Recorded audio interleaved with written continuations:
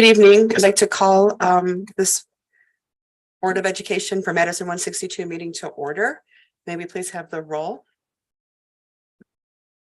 Mr. Bean, Mrs. Gordon, Here. Mrs. McCray, Dr. Leatherwood, Here. Mr. Johnson. Here. Mrs. Hutchinson, Present. Mr. Murphy. Okay, can we move on to communications, announcements and schedules, please? Thank you, Madam President. Tomorrow night, there's a wonderful band concert. We haven't done this since 2019. So we're looking forward greatly to the bands coming back together from all of our schools. And in particular, the baby bands, because I think that that's where it all begins. And I have just a special love to hear them come together and the evolution as we move over time. So we invite everyone to join us at Governor's State at 6:30 p.m. Memorial Day, no school. What we don't have on here for those who might enjoy a marching band is Monday, the 30th. And our own high school band, as well as 227 and our Huth bands, will march in the Madison parade. And what I always think is interesting, you know, our old district office sits, Madam President, on the oldest portion of the city of Madison. And that bell that is there, that is rung every Memorial Day, it was rung years and years ago if there was a fire, if there was an emergency, but it's rung now to commemorate Memorial Day. So the three bands will march, and I'm sure we'll have plenty of company as we celebrate Memorial Day. And so that's at 9 o'clock on Monday. And then graduation. This year, we're back together.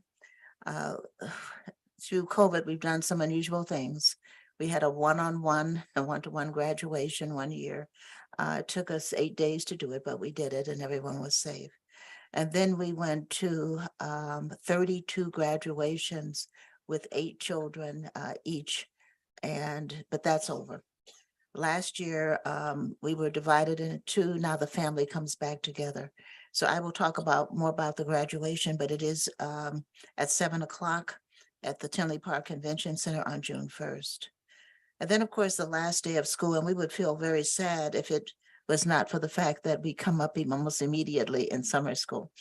And so June 2nd is the last day for students, but on June 12th, summer school and our STREAM program begins. June 19th, of course, starting, a year ago, Juneteenth became a holiday, so therefore we're closed, no school. And our next board meeting is June 20th at 6:30 p.m. here in this room. Thank you, Dr. Davis. At this time, we'll entertain an audience to visitors regarding agenda items only.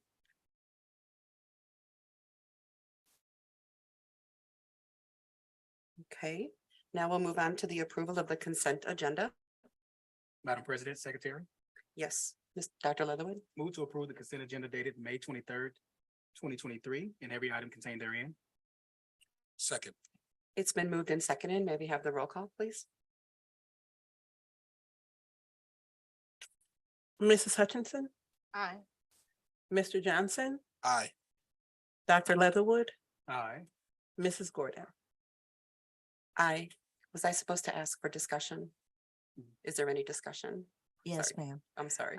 That's okay. It's a pleasure this evening to bring contracts for all of our administrators, central office principals, assistant principals, but also for all of the non-union contract people, such as our psychologists, our social workers, etc. So this is our annual contract renewal process that we do every year. But what is most significant to me is at this point, we have stability in terms of leadership at our school levels. And I really think that it takes 3 to 5 years for any administrator to be able to implement their goals and directives and I'm happy that we're not non-renewing administrators, but I'm also happy in terms of the excitement that I see for the reopening of school. I think this is going to be the first time in 4 years that we've opened without any fear. You'll remember that we opened mask this school year, and we did not go to mask optional until January. And so we very much look forward to the reopening of school. And I'm excited also about the last week in July when we have our administrative retreat. But we've already begun the planning for the reopening, and I'll be giving you some information in my report about how we look. Great, thank you. Do we need to redo the roll call? May we have another roll call, please? Mrs. Gordon, Aye. Dr. Leatherwood, Aye. Mr. Johnson. Aye. Mrs. Hutchinson. Aye. Okay, our consent agenda has been moved and approved. Moving on to the superintendent's report. Thank you once again, Madam President. Mr. England, would you please share some information with us about the budget? Of course. Good evening, board members. Good evening. In your packet, it's not an action item tonight, but in your packet is some information about the amended budget for 22-23. The process for amending the budget is the same as going through the original budget. So essentially, there's a tentative budget that's on display for 30 days. The board has a public hearing, which will be scheduled for the June meeting. And then following the public hearing on the regular agenda, the board will be asked to take action to adopt that. So I did outline several areas in there in terms of differences between the original budget and the amended budget. And as you review that over the next 30 days, I'm happy to take questions. We'll go over more detail, of course, at the public hearing, or if you have any questions now, I'm happy to answer those too.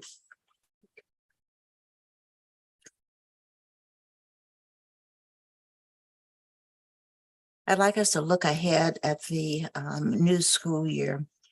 And our projections indicate that we will close at 2,402. And that if no additional students come into the district, we will reopen at 2,374. That's never happened to us. So I do anticipate that between 250 and 410 students will be joining us. But our projection is 2,374. But I want to share something unusual with you. This is a very different year because we're bottom heavy with little people. And so the largest school in terms of enrollment in our district is now the Arcadia, and with a projected enrollment of 532 when they open.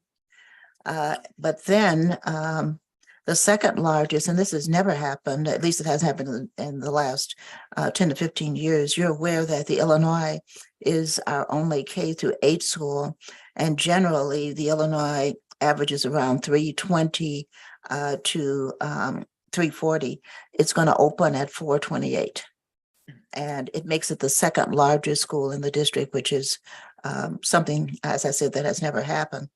And then there's the Huth.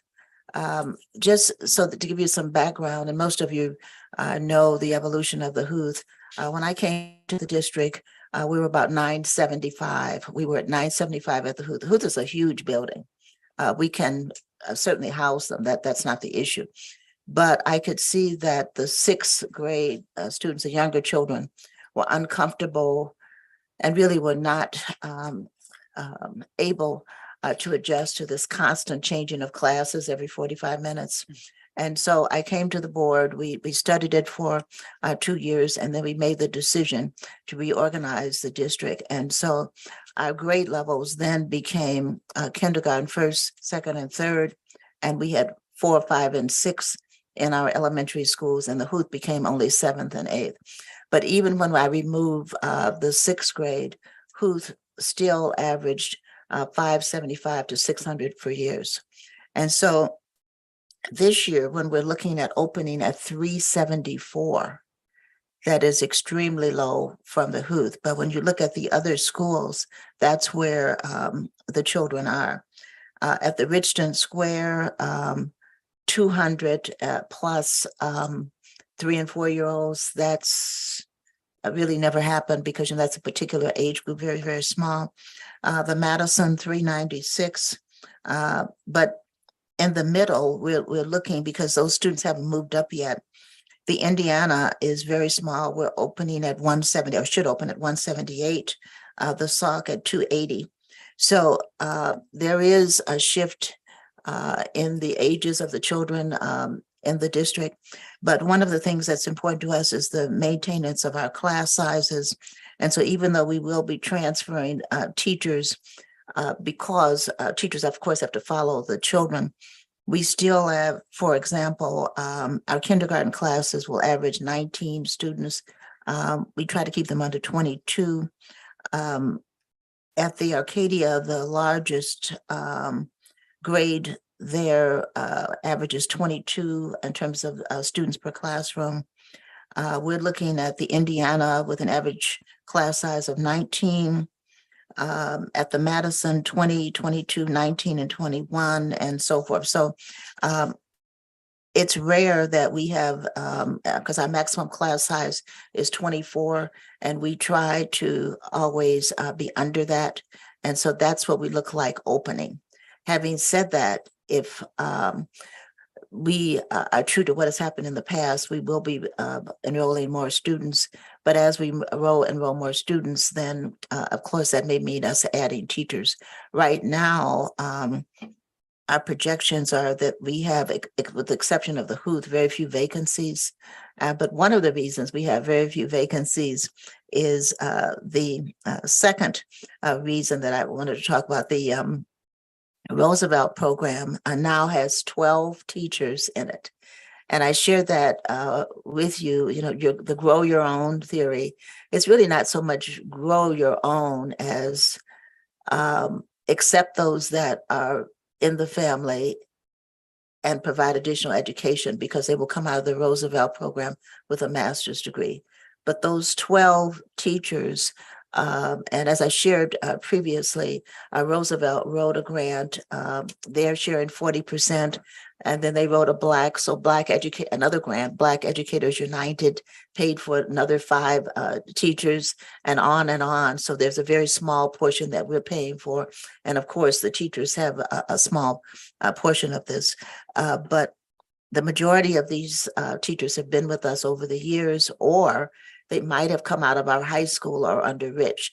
They're all college educated, and they've been either a cadre or a learning loss teacher, but now they will assume a regular classroom.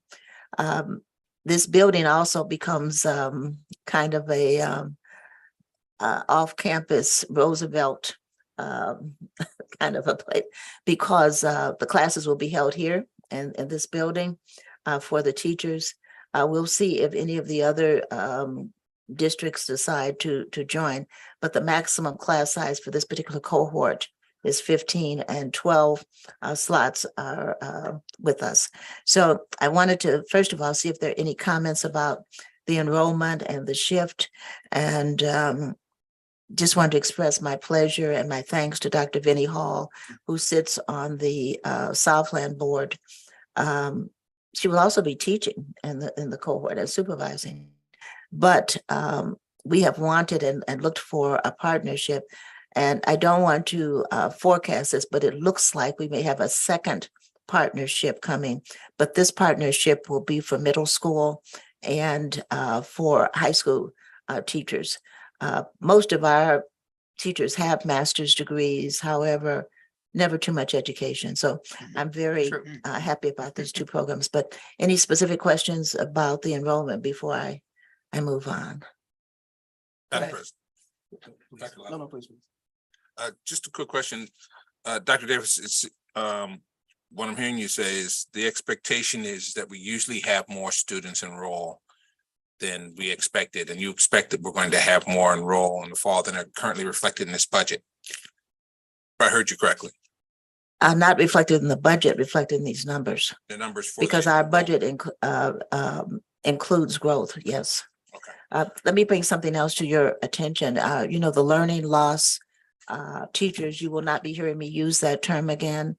If we're following the news, and we know that the ESSER funds now comes to an end on June 30th, and so do those positions.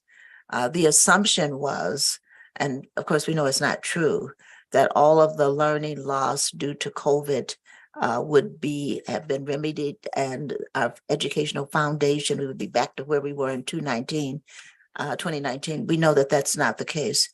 So one of the things that we're looking to add to our teaching staff are math specialists in our schools. And I do have proposals from 3 of the principals that are here, but that seems to be the area where I think it was most difficult to teach off of Zoom. And so that's where, as we in the semester, that we're looking to add teachers.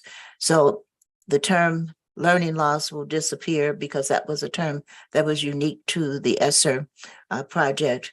But in place of that, we will be hiring math specialists. As you know, all of our schools have reading specialists, but now we're looking for those that are endorsed in math and can specifically help children that are struggling. So I look forward to that. Also. Thank you. Dr. Leatherwood? Yes, quick question. Is there a certain threshold for including another adult in the classroom? If like maybe 22, 23, or do we know what those numbers look like? We actually very seldom add another adult to the classroom unless it's special ed. Okay. But Mrs. Dusky, if you're here, would you, at what point, is it 8? Yes, after 8, if there's 8 students with disabilities in one instructional classroom, we add a paraprofessional. Okay, thank you. Now, one of the things that we have tried, and with some success, are 2 teachers in a classroom, and they team teach, but they teach to their strength. We see more of that in the higher grades than we do the younger grades, but we are doing it in this building. An anthropologist and a specialist in Black studies, their team teaching. Okay. But your styles have to complement each other.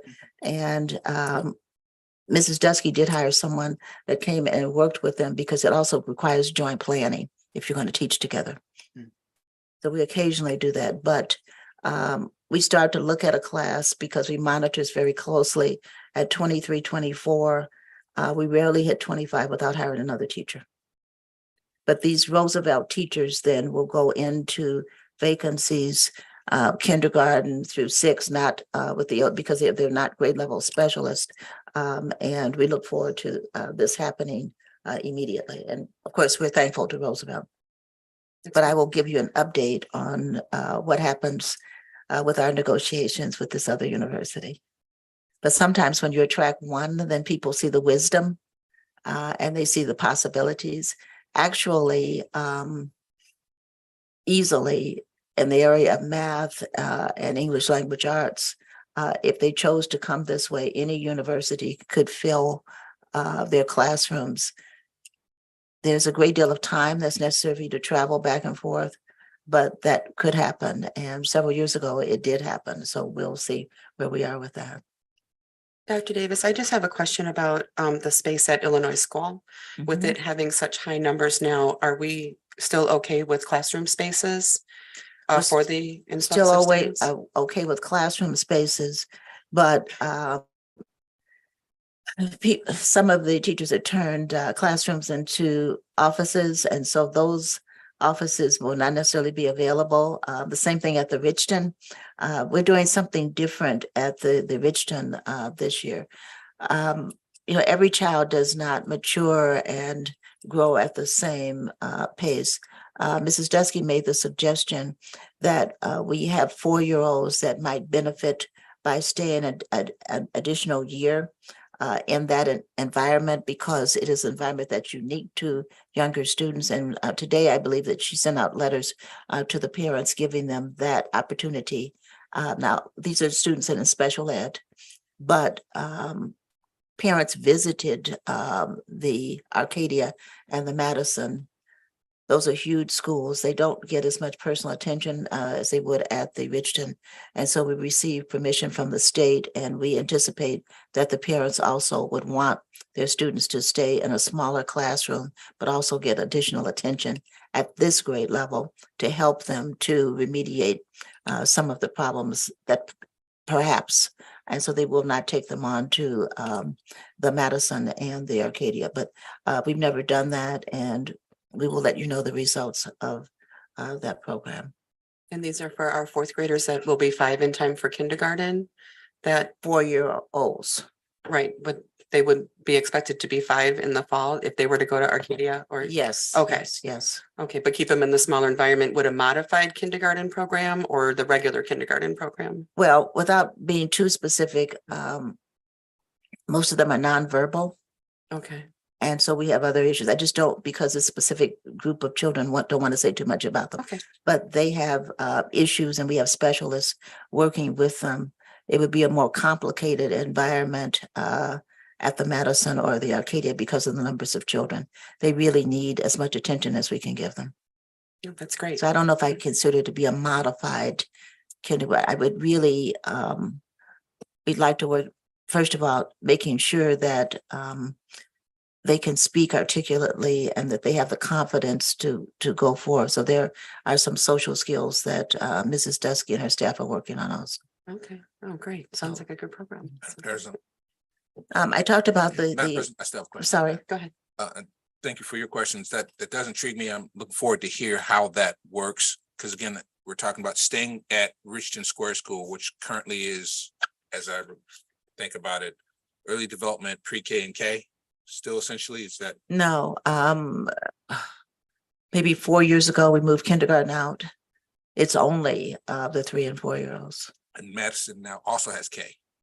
Yes, Madison, the Illinois and the Arcadia house the kindergartners. Very good. Thank you. Madam President, just a couple of questions. Sure. In terms of the learning loss, and I know that that's a phrase that's gonna be phased out, but are there particular grades that were impacted in terms of math? Like, are those math specialists going to be pipelined into particular grades? Each school has a different proposal, but because we're grade level centers, then the math specialists are unique to those particular grade levels, but they're following a schedule that's very similar to the reading specialists. And what we're doing is giving initial tests and then programming students by needs into those particular programs. The issue is, do the math specialists exist? Because it is a specialty. Our reading specialists, for the most part, have been with us for years. But something else we found, last year we were unable to fill a library position. And as we canvass the various universities, it's a major that very few people are going into. And so now the state board has made a modification where you might be a media center person rather than a librarian, because people are not majoring in library science. And I can understand that because we're in the process of relooking at our libraries. And I really predict in the next 2 to 3 years, not that we won't have some hardbound books, but the majority of the books will be accessed via audiovisual techniques. The same way here, a teacher wants everyone to read the book. They simply fill out a form. The librarian types it into the computer. It's transferred to their Chromebooks. However, the younger you are, the more we believe that you need a hard copy book. You got to do that, learn to read in that way first, rather than the use of technology. But I do see, and that's why some of the libraries really have become more digitized. And I keep hearing, particularly in the last couple of weeks, the whole concept of artificial intelligence mentioned. So that's interesting too. But we still do believe in books, and we believe that the younger the child, the more they need a book. And Dr. Davis, I have one more question in regards to the Roosevelt partnership. I'm sorry, we're done? No, ma'am. Okay. You may have mentioned this at the last meeting. Are we in a contract with Roosevelt? How many years can we expect for their partnership to continue? It's unique to this cohort, but I would hope that we could continue on. They have 3 cohorts. Only one is in the South suburban area, one is in downtown Chicago, and one is up north. I believe if we're successful, because one of the things that is predicated on, there is an exam that's given the first week in August that all of our teachers are expected to pass in order to remain in this program. So it's contingent on a number of factors, but Roosevelt is excited about it. But remember, we have a full professor here who's excited about it, who's pushing it also, but there is no time frame. Our other partnership, as you know, but it's not the same thing, is with Loyola University, and it's a dual credit program. So the more partnerships we can get, and the more people coming into our environment and looking at what it is that we're doing, then I think the better off we are. But it is a 2-year program. We would hope that they would have their masters. But I would hope that in the area of language, English language arts or science, which is also an area and which is a deficit, that they might think about opening another cohort. And I think by them being here and their dean is going to be visiting the first week of school, it gives us an opportunity to talk to someone on a one-on-one basis rather than just write letters. So that's what I'm looking forward to. Thank you. Everybody good? One more question. Go ahead, Dr. Leatherwood. Just one more question. Since we have so many little ones coming to the district, do we have any idea of, what's attracting these families to the district? I'm sure the Stellar schools are part of that. And as we get more and more recognition, are we thinking long-term for, really like a mass migration of individuals into the district, or do we take it year by year? We can house 4,000 children. That's our capacity. So it's not an issue. But what we're seeing now is young people moving back home with their own parents. That's what we see now. And of the 400 plus families that moved in the school year, 2/3 of them, that's what they were doing. Oh, I see. Moving back home, families coming back together and bringing the little ones. Thank you so much. Whether it's a trend or not, I don't know. Yes, ma'am. Thank you. Graduation, June 1st, Tinley Park. If you're thinking about how many students will march, 276 will march, 241 from the Hoof, 35 from the Illinois, and we have 5 students in mandatory summer school. As you know, graduation is for those that have been successful in doing their classwork, et cetera. If you're below 1.5 in this district, then it means mandatory summer school. And then we make the decision as you go through the summer program. The mandatory summer school for 8th grade is primarily English and mathematics and science. And then we make a recommendation as to whether or not to the board that we issue a diploma, and then they would go on. Just so that you will look at the landscape totally, there are 145 out of all the grades of children who will be in mandatory summer school. And then we anticipate 3 times that with the stream. The stream, of course, is not remediation, but that's what we're looking at in terms of students that need mandatory summer school. But there are 5 of them that would be going on to high school that we are hopeful may go on to high school at the end of the summer. And I have received a surprise today. I thought it's a good thing. Someone wrote a grant to study something. He happens to be on our board, but this gentleman is currently a National Science Foundation Fellow in Advanced Quantitative Research Methods for STEM Education Research at the University of Chicago in partnership with Michigan State. He's also a faculty affiliate of the University of Michigan School of Social Work Center for Equitable Family and Community Wellbeing, and serves as a young scholar on the Journal of Negro Education Advisory Board out of Howard University in Washington, D.C. His research and teaching interests include education, social policy, inequity, adolescent development and identity formation, race and racism, and quantitative research methods. The goal of his research is to eliminate inequities in the educational experience of youth, He happens to sit on our school board, but he holds a PhD in social policy and social welfare from the University of Chicago Crown Family School, a certificate in education from the University of Chicago Committee on Education, an MA in social sciences from the University of Chicago Division of Social Work, a BS from the University of Illinois, and on and on. But we congratulate Dr. Leatherwood, but his area of study is going to be Southland College Prep. But he wrote this grant. I was aware of it. I didn't know what happened. And so now we move forward. And I believe that the Essential Schools philosophy that all students can learn, and that if they walk in our doors, we owe them a quality education. I believe that this is what this is going to be about. So I look forward to the partnership. So congratulations.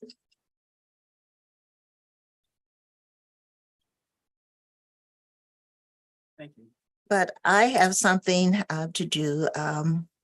There's a person here, her name is Denise Hines. And she was actually one of the first people that I met when I came to the district, and she welcomed me, but she's been here for 23 years in the Madison 162 family. I know that she lives in the district. She is a wonderful, just a wonderful teacher. I know who her children are, her grandchildren. I have no idea, because you know how I feel about people just retiring when they have such a gift. But Mrs. Hines, I want to thank you. And if you'd come forward, I'd love to give you a little record.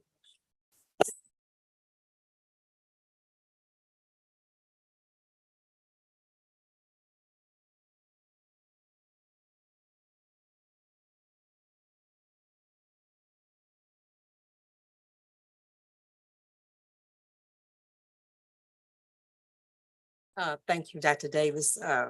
First, I want to give honor to God, who is the head of my life. Thank you, the board. Thank you for your vision. Thank you for always being there for us, even when we don't see it. And so, this has been a difficult year for us. Yes, ma'am. And so, I greatly appreciate it. Thank you.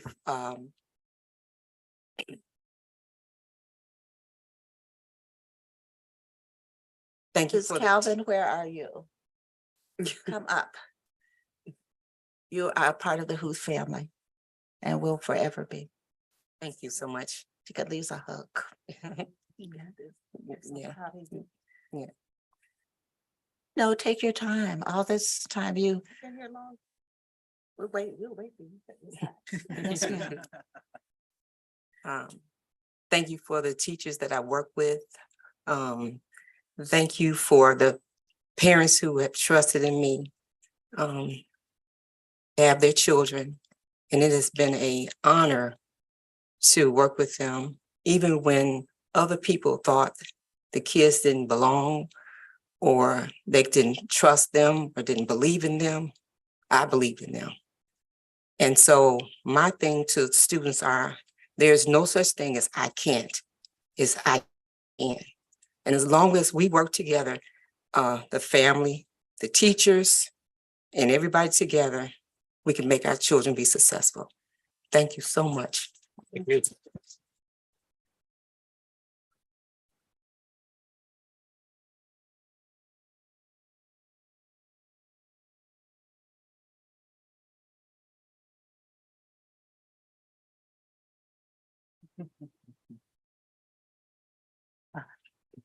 And we Thank you, actually, Mrs. Mrs. Gordon, have refreshments downstairs and for their families. And we hope that they'll spend a few minutes just celebrating each other. We And will all so, be down there after the meeting. yes, yes. Thank you, Mrs. Hines, for all your years of work here in the district. And we are always welcoming our retirees back with open arms.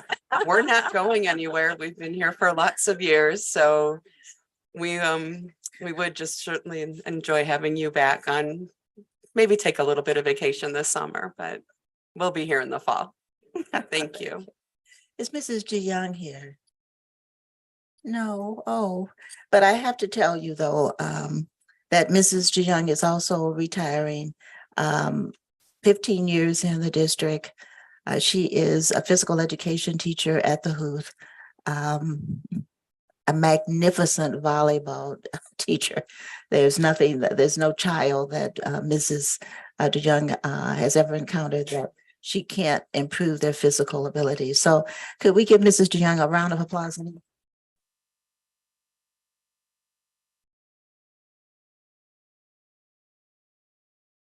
And let me tell you about Nancy Pellick. I don't see her, but Nancy Pellick is, and my God, what are you going to do, Mrs. Calvin? I don't know, but for 18 years, Mrs. Pellick just, if you can also volunteer and be an employee, that's who she has always been. And I actually know her more as a mother because I was interviewing one day and a young man, his name was Pellick, and I said, excuse me, I said, does your mother work for us? And so I saw both sides of her. I saw her as a teacher, but I also saw what she did in her personal life and raising a wonderful young man who taught here at Southland.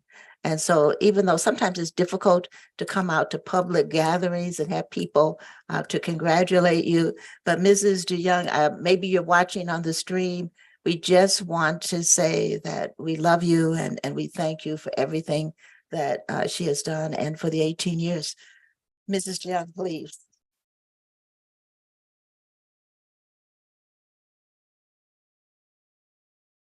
And from the Indiana school, you know, and I know that Mrs. Hutchinson and Mrs. Gordon know this, but our lunchrooms and the people that help us to monitor and teach the children informally, those people are just as important sometimes and sometimes more. I watch children on a daily basis and you never know who they want to confide in. You never know who's going to be a role model. You never know where they're going to get just a little nugget of advice. And in our elementary schools, we have a position called a lunchroom manager. And we also like to think about their futures. And so we have a lunchroom manager who came to us in 2011, but then he was promoted to a cook in 2018. I have no idea why he thinks that he wants to retire when we're on the Mr. Johnson building a commercial kitchen over there. Right. But he does, and he is from the Indiana school. Mr. Henry Aguilala, are you here?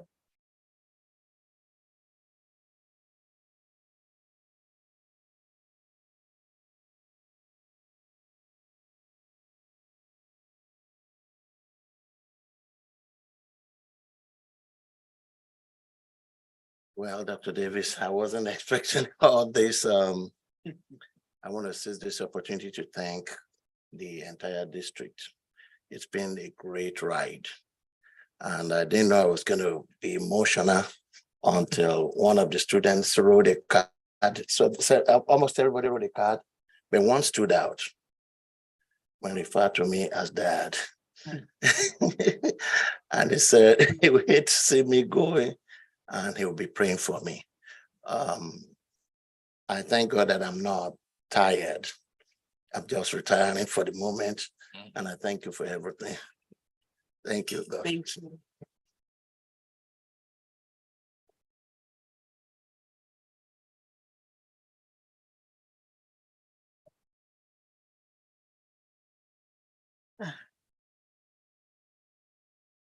Thank you so much, the board, and we will be downstairs so that we can congratulate everyone personally. But Madam President, that concludes my report. Thank you, Dr. Davis. Is there any legislation? No, ma'am. On to new business. We have a motion regarding a contract with Mr. Nicholas Holmes. Madam President, Dr. Leatherwood, Move to approve the contract with Nicholas Holmes as assistant principal effective June 1st, 2023 through June 30th, 2024. Second. is there any discussion? Yes, ma'am. Mr. Holmes has a master's in educational leadership from the American College of Education. His bachelor's is from DePaul University, and secondary education, history and social science. But I know a lot about Mr. Holmes, and what I know about him has to do with character. It has to do with his relationship with students, because he has been a teacher here at Southland. And so I have an opportunity to see him every day and how he interacts. This past year was, I won't say it was a difficult year, but it was a different year in that we did some restructuring, and I had an opportunity to interact with Mr. Holmes in kind of a different way, because I had to ask him to step outside of what I thought was his comfort zone. What he proved to me is that he does not have boundaries, that he's willing to do everything for children. And so I knew he had a type 75. I spent the year observing him. He was interviewed, of course, by Mr. Talley and Dr. Tomich. And I thought, as soon as I have an open assistant principalship, he would be perfect. What I did not know at the time is that the Illinois was going to grow to the point where they would need additional support. And as I shared with you, they will have 100+ students, but this is going to be an adjustment for him. Now he's with older children, and he will have an opportunity to help the younger children to get to where these are. But I think that he's more than up to it. And so it is without hesitation that I recommend Mr. Nicholas Holmes to be the new assistant principal at the Illinois.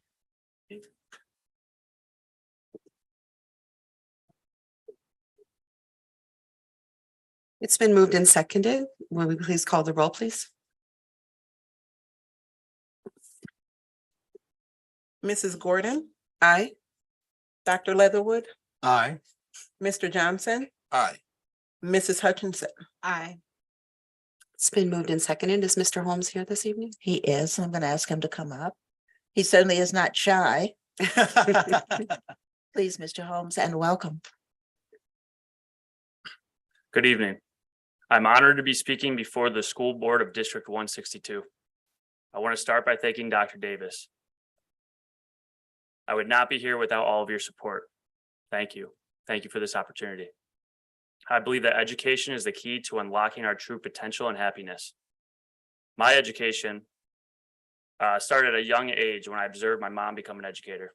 The values instilled in me by my family molded me to become compassionate, generous, determined, honest, empathetic, and trustworthy.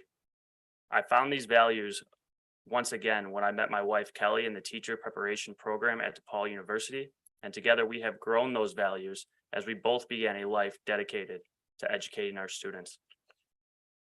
Once more, I found these values when I began working at Southland College Prep through my interactions with the administration, colleagues, parents, and especially my students.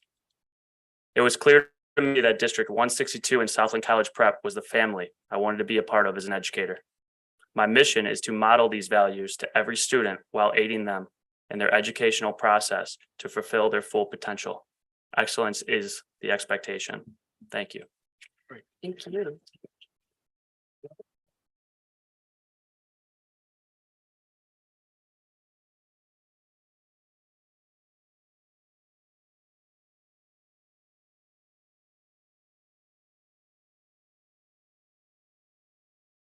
We have another motion regarding the hiring of Amy Treadwell. Madam President, Mr. Johnson, I move to approve the contract with Amy Treadwell as assistant principal effective July 1st, 2023 through June 30th, 2024. Second. it's been moved and seconded. May we have the roll call, please? Might there be discussion, Madam I President? thought it was the roll call first, then discussion. Discussion first. Sorry. That's Okay. okay. Yes, ma'am. Dr. Davis, I think everyone is very aware of Dr. Barbara Radner, who was one of the founding members of the Southland Board, but Dean of the School of Education of DePaul. And you're certainly aware of Dr. Vinnie Hall, who is currently on the board and a professor at Roosevelt.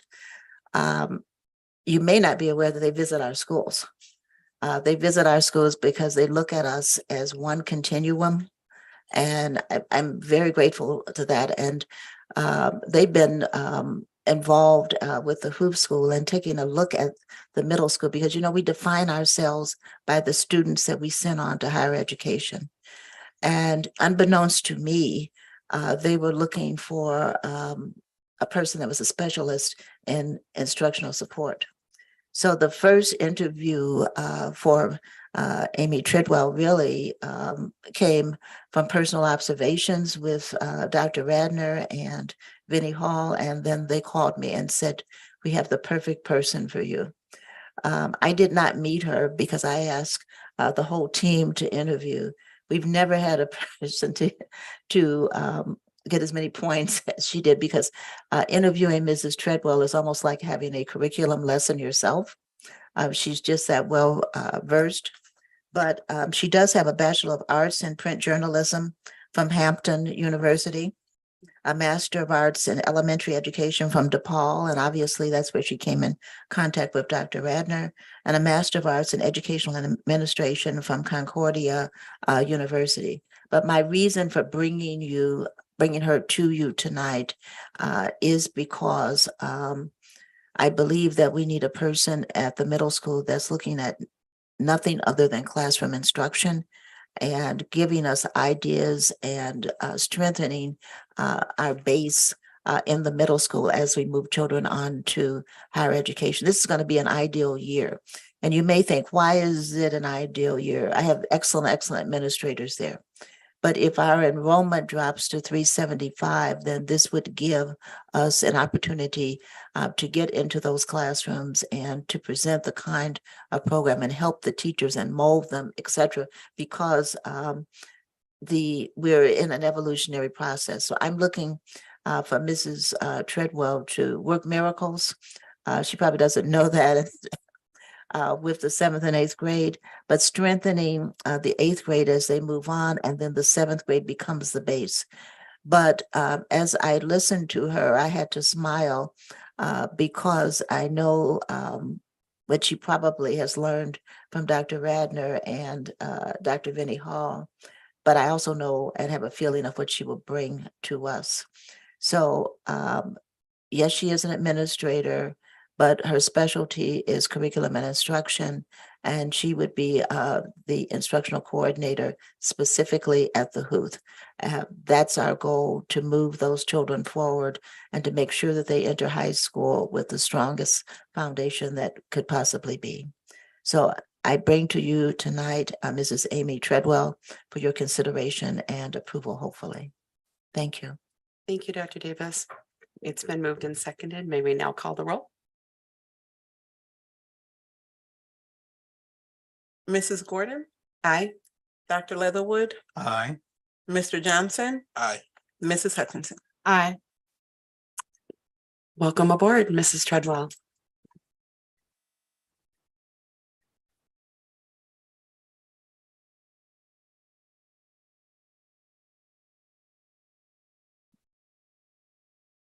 Good afternoon, good evening, Good board. evening.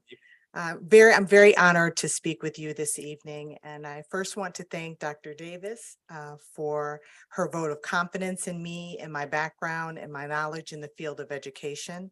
I absolutely plan to live up to the miracles. So Great. I'm very excited to be here. I'd also like to thank Principal Calvin. I'm very excited to be joining the team of amazing practitioners that are focused on student growth and achievement. That is my sweet spot. And so I'm very looking forward to the work. I'm a longtime educator with a passion for teacher leadership, instructional coaching, and literacy. I have a long, strong belief system in the power of growth mindsets to make a real difference in supporting students' social lives, but also their academic lives. One of the reasons that I'm thrilled about this position is the chance to work closely with both teachers and with students. We know that teachers are the heart of an effective school community, and giving them the support that they need to do their work well is so important.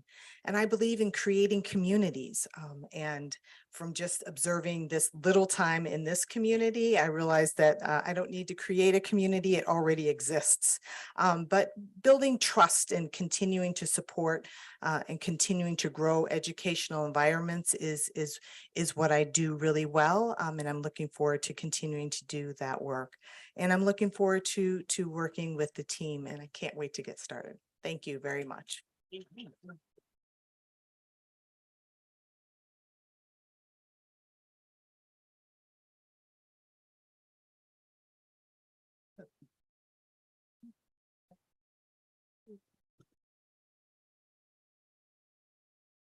We have another motion regarding a contract with our support personnel.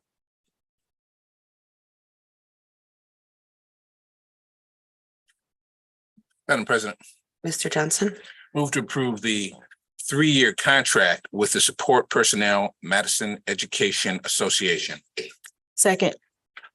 it's been moved and seconded. Dr. Davis? Thank you, Madam President.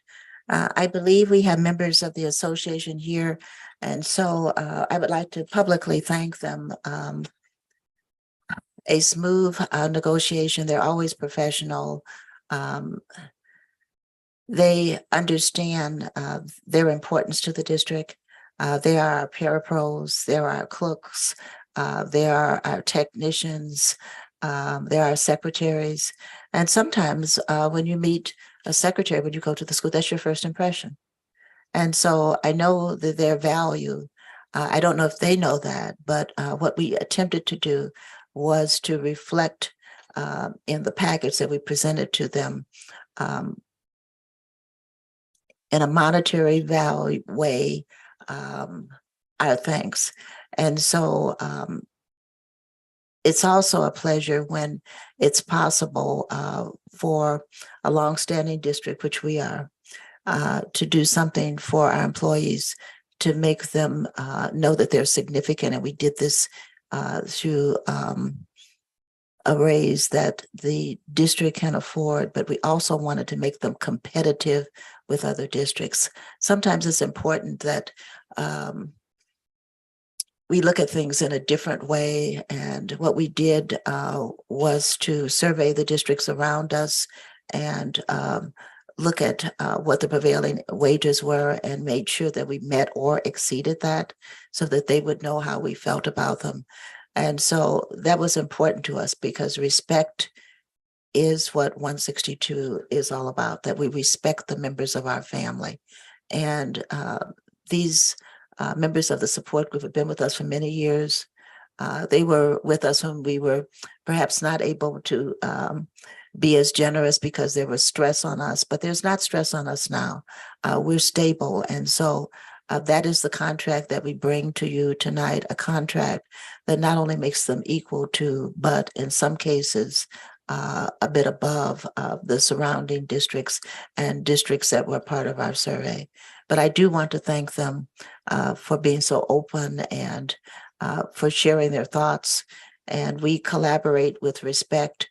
And as a result of that respect, we bring to you a contract that has been approved by their association. And we recommend approval to the board. Thank you, Dr. Davis. It's been moved and seconded. Maybe please have a roll call. Mrs. Hutchinson, Aye. Mr. Johnson, Aye. Dr. Leatherwood, Aye. Mrs. Gordon. Aye. It's been moved and seconded and approved. I just would like to say to the members of the support staff that as a new parent to the district many years ago, you were my first line of contact. You made me feel comfortable and welcome, and you made me give me the confidence to talk with our teachers and our principals to learn different things because of just the embracing hugs that I got from both Arcadia and Indiana when we first moved out here. And we know as a board how important you guys are to us, and the fact that you're still with us, you stayed with us through COVID and all of our requirements, and the fact that, again, leading, the south suburbs and coming back to school a little bit earlier than other districts, which just, kept our students on task with what they needed to do. Would not have been able to do it without all of you from our support staff as well. So thank you so much.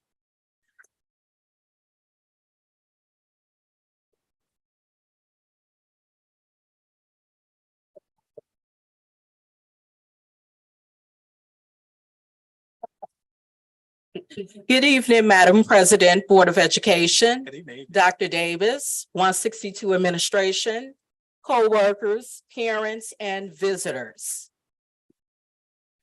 I am LaShawna Fulwiley, the proud president of the support staff. And also here on this evening, I have my two other ladies that were a part of the bargaining session. Miss Mabel Nance, Ms. Cassandra Cartman, and actually those two ladies have actually bargained more contracts than I have. So I would just like to take this opportunity to say that we actually did do something differently this year. I was very excited. We did know what the other side was going to say. So kind of from the first meeting that we bargained, that kind of set the tone. And we would just like to say to Dr. Davis and Mr. Engler, thank you so much for hearing us, the concepts. Most importantly, thank you for respecting the value and the work that support staff does do in this district. And I have the best bargaining team. To those two ladies back there, thank you all so much for all of the support that you have given me since I have been president of this association for 10 years. None of this would have been possible, and we have hit a great milestone. So back to the board. For you all just need to seal the deal. I promise you, you all will be able to attract more quality employees as well as obtaining the people that we actually have here. And again, thank you all so much. Thank you. Does anybody else have anything to say? Just a question? Okay. Oh, okay. You did. Is there any old business? No, Madam President. Any board member issues or reports? No. At this time, we'll entertain an audience to visitors on any subject.